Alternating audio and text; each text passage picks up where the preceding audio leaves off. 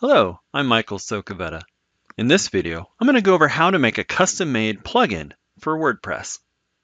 This is going to be a very simple example, and first I should explain what my plugin will do. You see here, I have Paid Membership Pro, and here is my Paid Membership Pro checkout page. What I want to do is take the word membership and replace it with the word subscription.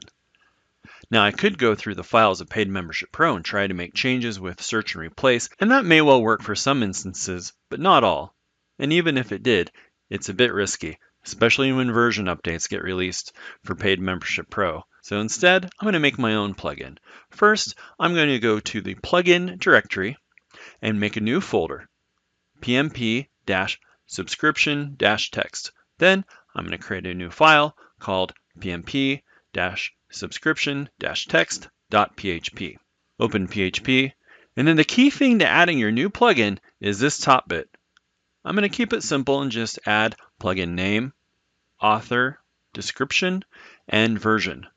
It's very important that it gets typed out in exactly this format.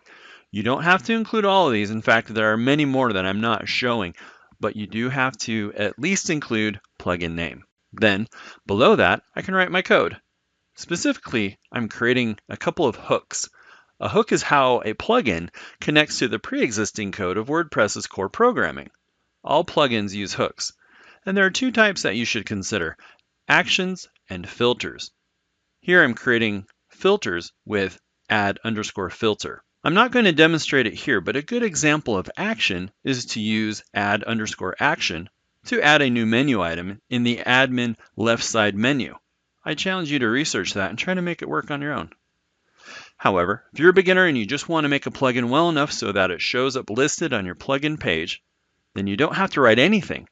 Well, you have to write the header at the top, as I mentioned, but you don't have to write any code below that, and WordPress will still find your plugin. I'll hit save, and then let's go back to the plugin list and hit refresh. Here we see that WordPress found my new plugin, and all I have to do is activate it. Now, I'll go back to my checkout page, hit refresh, and see if it worked. Voila, that's it. I hope this has helped.